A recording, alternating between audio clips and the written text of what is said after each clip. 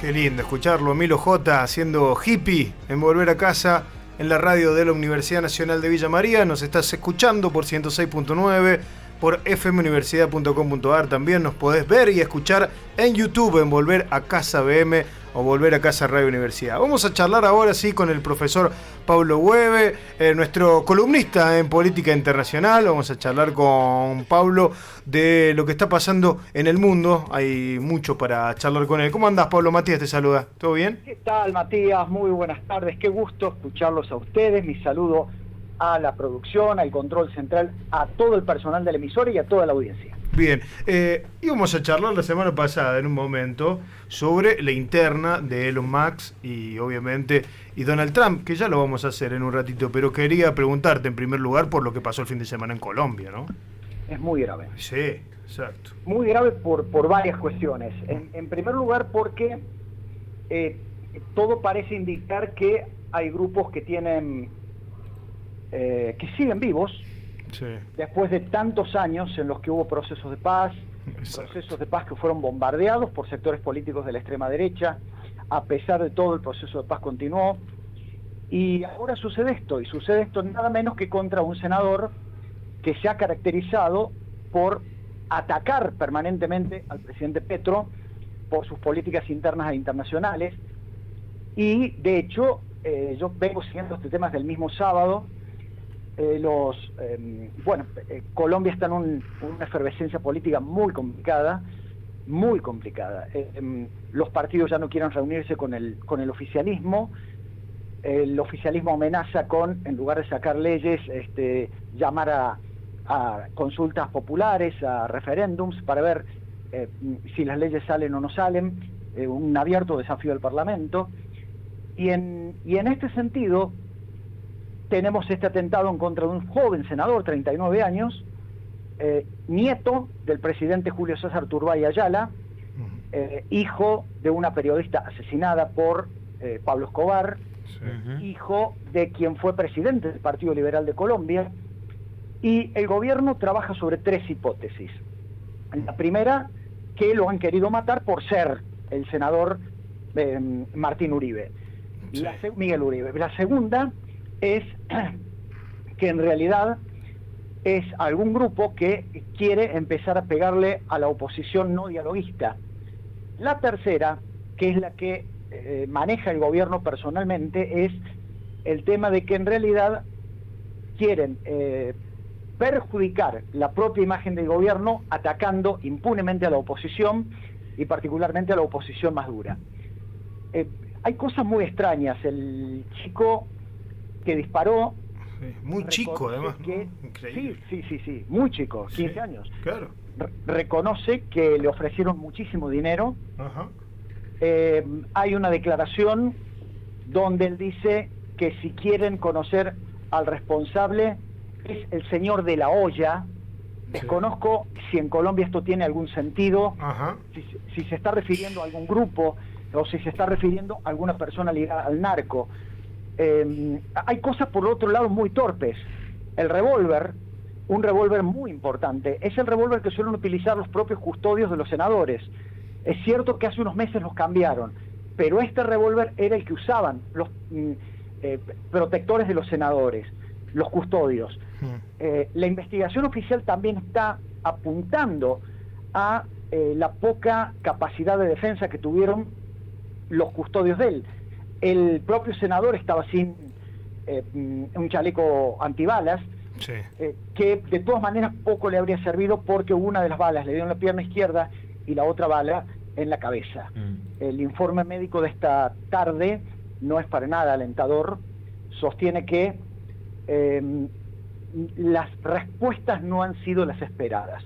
Presumo que, a pesar de la muy poca información que hay, la familia no quiere dar información y los médicos están dando por cuentagotas, se debe estar refiriendo a reacciones nerviosas. Me refiero a si han abierto un párpado y lo han iluminado y las pupilas son no reactivas, o si no tienen reflejos. Cuidado, porque la bala en la cabeza puede haberle dañado algo más que la motricidad.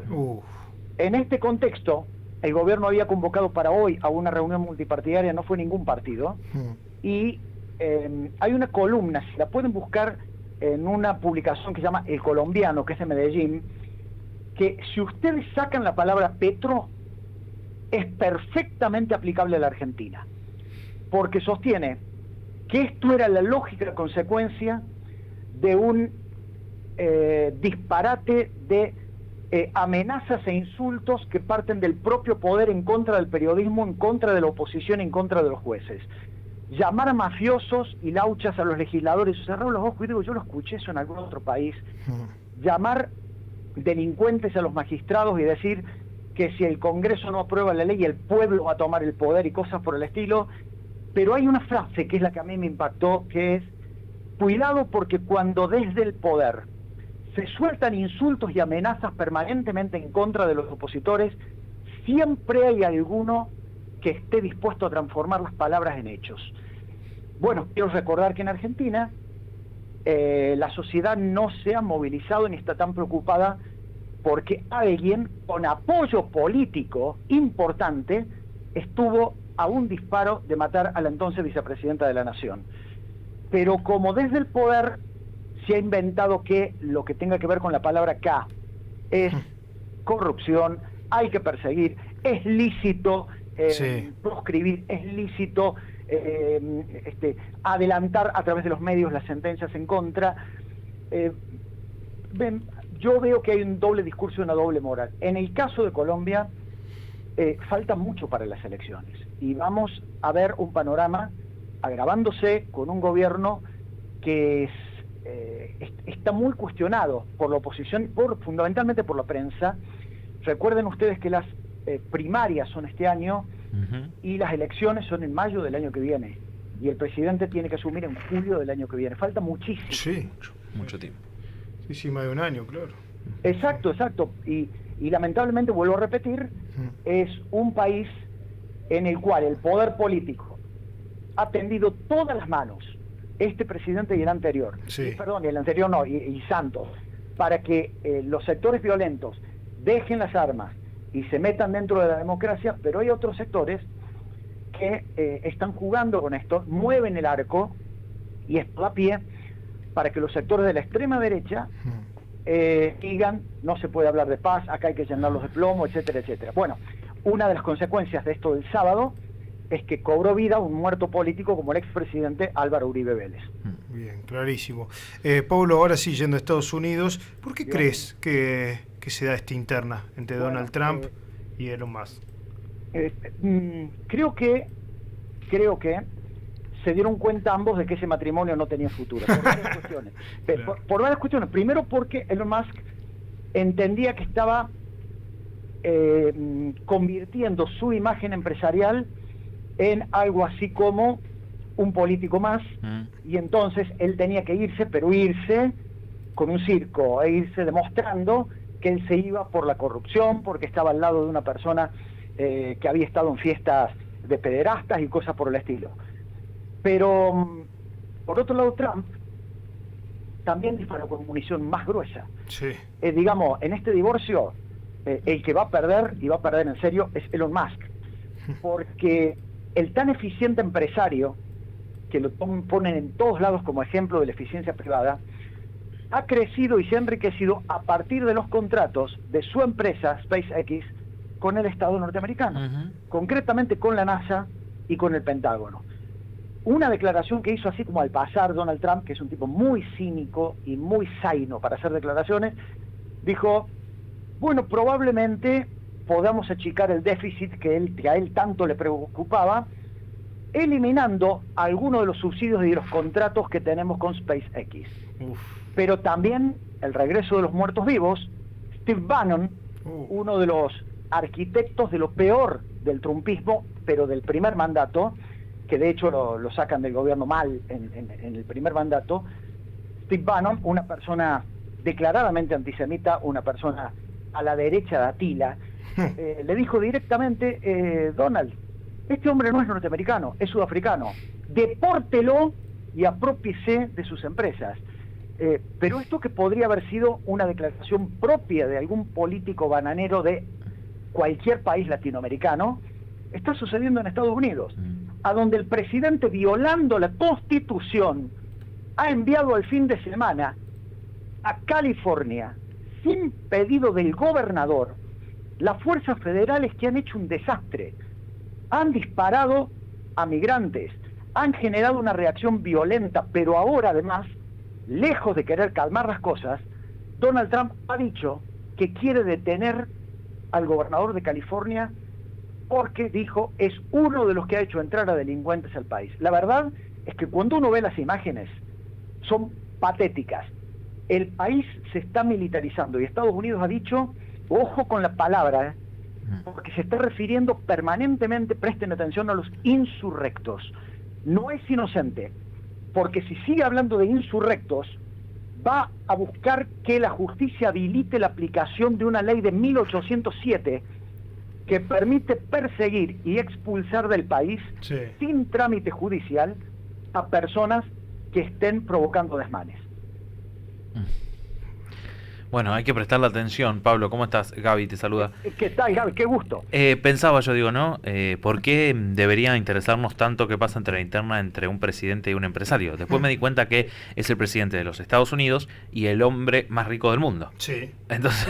Pero además, que son dos personas que por este barrio lo toman como ejemplo. Sí, claro. Y hablando de ¿Cómo eso... estará con los padres separados? Sí, es el hijo de padres separados. Sí. ¿Cómo está Javier Milei con su gira por Europa? ¿Qué opinión tiene o qué puede decirnos Pablo Bóveda de eso? Yo acabo de venir del canal de Río Cuarto, me preguntaron sobre esto mismo. Dije, bueno, vamos a empezar a ver el acuerdo con Giorgia Meloni por esta alianza entre YPF y una empresa italiana. Ahora, en lo demás, seguimos con lo mismo de siempre.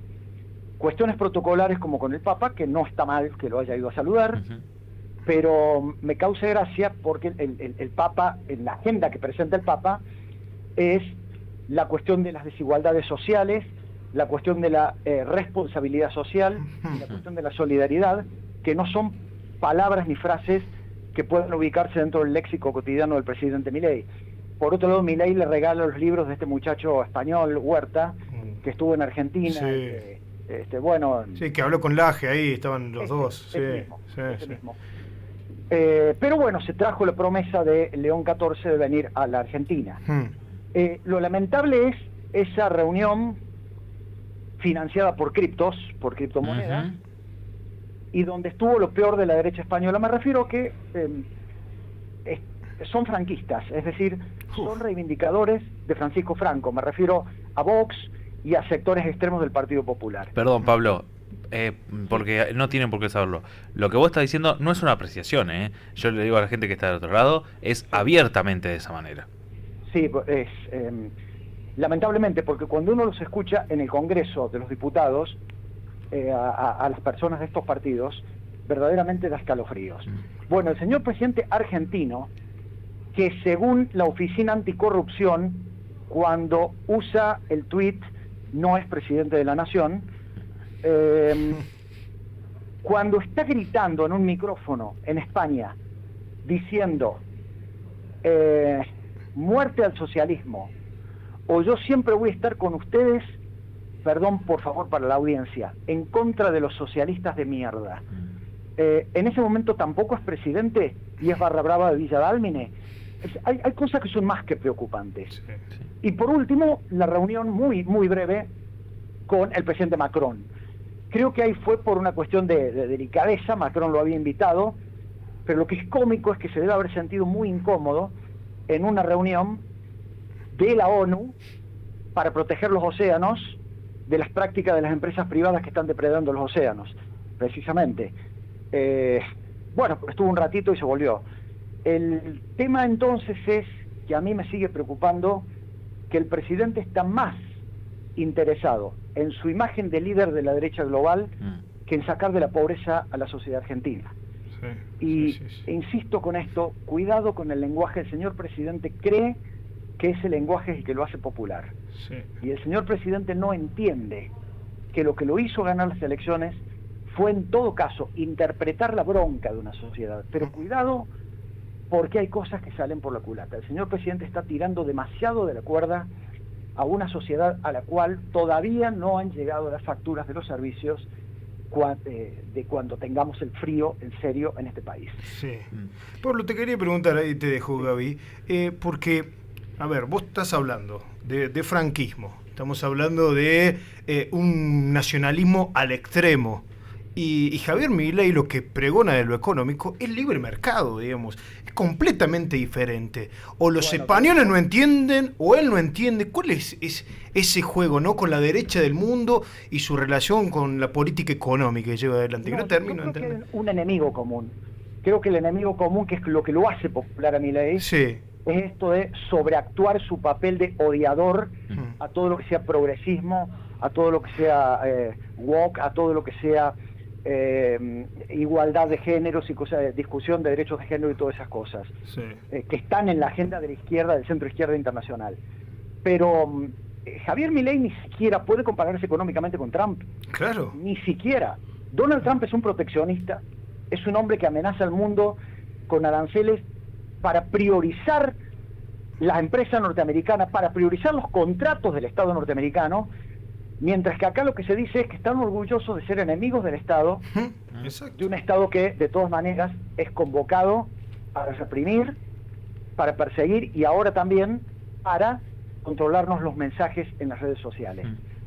Hay muchas contradicciones, pero vuelvo a insistir que parece que en Argentina tenemos el sector que delega y quita el poder, que es la clase media, hasta que no le tocan cierto órgano vital que está en los bolsillos, digo, para que no me malinterpreten, no reacciona. Y uno no está pidiendo ni reacciones violentas ni nada por el estilo. Lo que digo es que viendo las elecciones y los resultados de las elecciones, una sociedad en la cual el que sale tercero en una provincia es un comisario encarcelado, bueno, me hace repreguntar realmente hacia dónde vamos. Muy bien. Pablo, me quedé pensando en algo que quería consultarte porque sobre Medio Oriente y esto que está ocurriendo con un barco humanitario, pero ahí quizás me perdí yo. ¿Milei mantiene esta reunión que iba a tener con Netanyahu o eso no forma parte de la gira? Vos sabés que estoy con la misma duda porque él pidió autorización, creo que va a estar cerca de 10 días en el exterior. Sí, entiendo que sí. Yo creo que sí va a ir. Creo que sí, porque no me dan los días, sino apretó mucho la síntesis. Mejor dicho, sintetizó demasiado, salvo con Giorgia Meloni, los encuentros con el Papa, que fueron 45 minutos con él y 45 minutos con el secretario de Estado del Vaticano. Sí. La reunión con Macron fue muy breve, y sí, en cambio, en España, con los palos del socialismo y todo eso, sí, ahí estuvo más tiempo. Pero calculo que va a ir a Israel. ¿Y cómo están las cosas en Medio Oriente? Están mal, están muy mal, porque además Israel... Y agradezco mucho que toquen el tema, porque los que sí creemos que Israel tiene el legítimo derecho a la legítima defensa, también creemos que el exceso en la legítima defensa es un delito, y creemos que el gobierno de Netanyahu ha metido la pata hasta los tuétanos porque ha entrado en la lógica de Hamás. Hamás buscaba la reacción irracional de un gobierno de derecha religiosa para que hoy prácticamente el Estado de Israel sea impresentable ante el mundo. Hasta el propio Estados Unidos está cuestionando esto. La Unión Europea está por romper lazos comerciales y económicos con el Estado de Israel. Y en el medio de todo esto, el movimiento Hamás se ha hecho popular en lugares donde ni siquiera existe. Me refiero a Turquía, Arabia Saudita, Jordania, Siria o Egipto.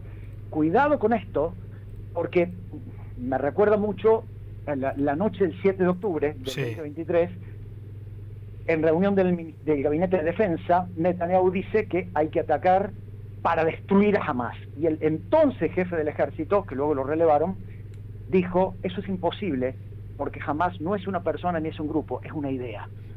Y a una idea no se la derrota militarmente.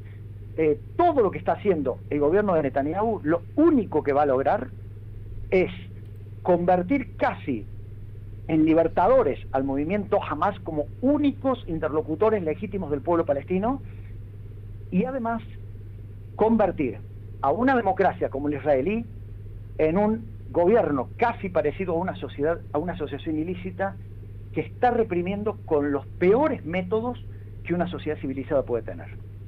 Bien, clarísimo. Gracias, Pablo. Abrazo grande, que andes bien. Un abrazo para ustedes y no olvidemos que mañana es un aniversario de la designación de Luis Bernet en 1829 como gobernador de las Islas Malvinas, San Pedro y Esquivel, mal llamadas Georgia y Santos del Sur, y por eso mañana es el día de la reafirmación de los derechos soberanos. Y el 14, recordar que un general de sable virgen recibió a un general lleno de barro y pactó la rendición sobre la dignidad de 649 caídos y casi 15.000 soldados que volvieron a la Argentina para que gran parte de esta sociedad mire para el costado. Es una semana para seguir reafirmando, ¿no? La lucha y la soberanía de nuestras islas. Tal cual. Así es. Gracias, Pablo. Abrazo. Que andes bien. Chau, chau. Pablo Hueve, charlando con Volver a Casa, con la radio de la universidad, docente de la UNBM también, docente en la Universidad Nacional de Río Cuarto, y además, como bien contaba Pablo, bueno, habitualmente es consultado también por algunos otros medios riocuartenses sobre todo. Ahí fue claro lo que explicó Pablo de toda la política internacional, porque teníamos muchas cosas para preguntarle, y por suerte trajo claridad, porque a veces uno está perdido con lo que pasa en el mundo, se pierde con la política internacional. Sí. Ya demasiado tenemos con nuestro país, ¿no? Sí, que también a veces